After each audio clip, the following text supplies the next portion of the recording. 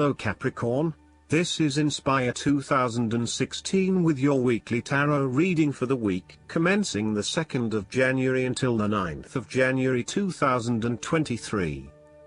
The first card for you is representing, how do you feel about yourself?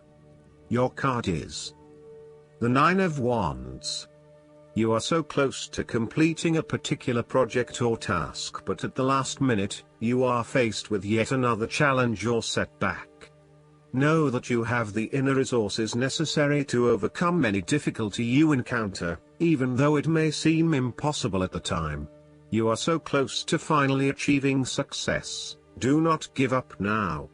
The Nine of Wands is a sign of hope and encouragement that if you stand firm and strong against your challenges, you will achieve your goal. The challenges before you now are only the last bit of darkness before the break of a wonderful dawn. The Nine of Wands is like the one last test or challenge before you can reach ultimate success. You feel as if you have come to the end of your fighting powers, but you have the skill and determination in reserve.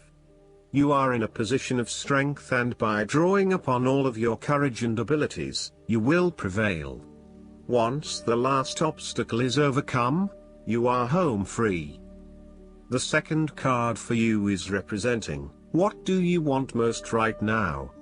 Your card is the Four of Swords.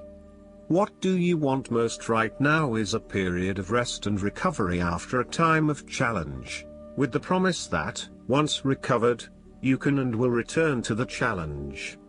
In the meantime, the Four of Swords provides a new challenge, to stay silent and inactive. This is the time to build up your mental strength. Meditate and spend time in a calm atmosphere. You need to replenish your strength and spend time in spiritual thinking. You need to rest and relax. The Four of Swords is a reminder that after every crisis and before every new challenge, there is always a time of relaxation and contemplation. Constant stress and tension will break even the hardest and most resilient of people, but brief periods of rest enable you to refresh your energy, concentration and focus, ready for the next challenge. These rests should be used wisely, to heal the body and ready the mind. The third card for you is representing your fears. Your card is the Nine of Pentacles. You are afraid of financial setbacks, or you have experienced a loss due to unwise decisions or foolish actions. Your foundations may be about to give way. If they do, learn from your mistakes and build a more solid and secure foundation next time. The Nine of Pentacles can also indicate an overinvestment in work.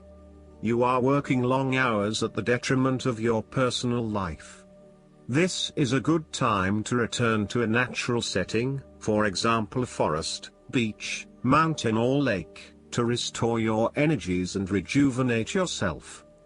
You may need to release some of your focus on needing to sustain particular income and a particular standard of living, especially if this is coming in the way of other life priorities such as family or relationships. You may think you need the best of everything, but really, all you need is your family and loved ones around you. Do not be afraid to take a cut to your income for a short time or to reduce your hours at work, even if this means that you have to eat rice and beans each night for a week to make up for it. It is important that you are focused on what is most important to you.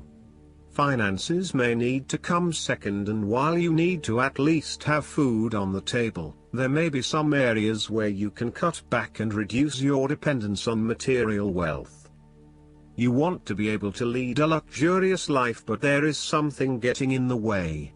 For example, part of you knows you deserve a beautiful home, but another part of you doubts yourself and whether or not you can truly afford it, or whether you are going too far and splurging. You want to be surrounded by beauty, but you also do not want to be dependent on material possessions for your satisfaction and fulfillment. You do not want to be seen as spending your money frivolously, and so you are reluctant to invest in luxury. The fourth card for you is representing what is going for you. Your card is the Five of Swords. You are engaging in conflict or finding yourself disagreeing with others, leading to tension and hostility. Despite thinking you have won, you may still end up the loser because you have hurt or annoyed others and have subsequently isolated yourself. You try to pick up the pieces and act as if the conflict is now in the past, but others have now lost faith in you and do not want to be around you. This might be one of those times when it feels like everyone is against you and you may lose some friends along the way. You will need to make a decision about whether your point of view is so important to you that it is okay to put your relationship with others in jeopardy, or whether you can compromise and try to see eye to eye with others. If you have been aggressive in your struggles, then you will soon accomplish your objectives. However, if you have been passive, you may need to compromise on your personal interests, giving in to the wishes of the opposing force. You will feel that there are more obstacles ahead, and you will not want to face the ordeal you know you must if you are to have what you want or the way you want it. Overall, you are in for a struggle and there is more work or problems ahead than you are aware of now. Things will not go as well as they should, and you will have conflicts or clashes of will with others. The fifth card for you is representing what is going against you. The Ten of Wands. You are afraid and unnecessarily holding on to this burden when you do not need to. If you are feeling weighed down by your present circumstances, look at different ways you can lighten the load. Can you delegate certain tasks and responsibilities? Are you worrying about matters that do not concern you or cannot be changed? Do not become a martyr and take on more than you can realistically handle. If you are going through a challenging time, then the Ten of Wands indicates that this time will soon pass and you will feel less of a burden weighing on your shoulders. You may be actively identifying those activities that do not bring you any value in your life and you are starting to release yourself from these unnecessary responsibilities. You may even be going through a purging process, clearing out old clothes and selling old furniture, in order to declutter and simplify your life. You will benefit from better organization and prioritization at this time. On the other hand, you might be avoiding responsibility and making it even more difficult for others who must take on your share. Thus, the saying, "You have made your bed, now lie in it," is very appropriate for this card. The last card for you is representing the likely outcome that you may have. Your card is the Two of Cups. There will be a beautiful start to a new romance in which you experienced understanding, harmony and deep love between two souls. The seed has blossomed into a tree of appreciation. Kindness and thoughtfulness will bind your two hearts together with the feeling of being simultaneously very special to one another. This card can also refer to marriage, proposals and engagements, particularly as this card portrays what looks like a wedding or hand fasting. It is a reflection of commitment between two individuals, to say that they will go through life together, always considerate of each other's needs and wishes. This card typically points towards a relationship that is based on mutual attraction and romantic inclinations. It reflects the clear, nurturing, supportive and heartfelt exchange of emotions that is the gift of a romantic relationship. The Two of Cups represents love that is nurturing, creative, clearly focused, inspirational and equally fulfilling. Last but not least, the guidance card for you is the donations, tithing, and charitable work. This card reminds you that giving and receiving are two sides of the same energy. If you've felt stuck lately, as if your efforts aren't being rewarded, then it's time to reverse the energy flow. We often become blocked when our focus is solely upon receiving and what can I get? To turn this around, Focus upon how can I serve? One way to open up the flow of abundance is to give away what you'd like to receive. So, in order to have more time, volunteer for a worthy cause.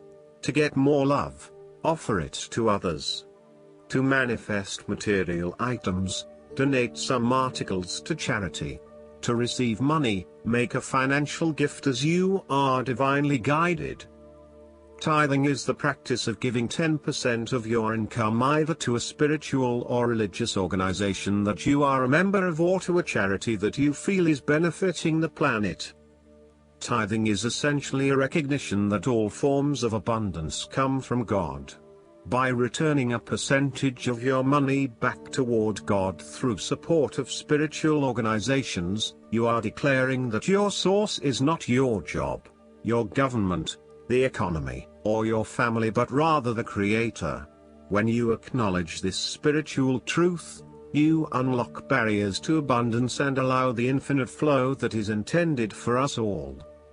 The key is to give with a joyful heart, without expecting anything in return. God and the universe will ensure that the energetic output is balanced in the best way, so you needn't worry about reciprocity. The more you're open to giving and receiving, the steadier your flow of all forms of abundance. I hope that you enjoy everything, and if you like the reading, just please click subscribe and you will get instant notifications every time we publish a new video right to your YouTube. Thanks.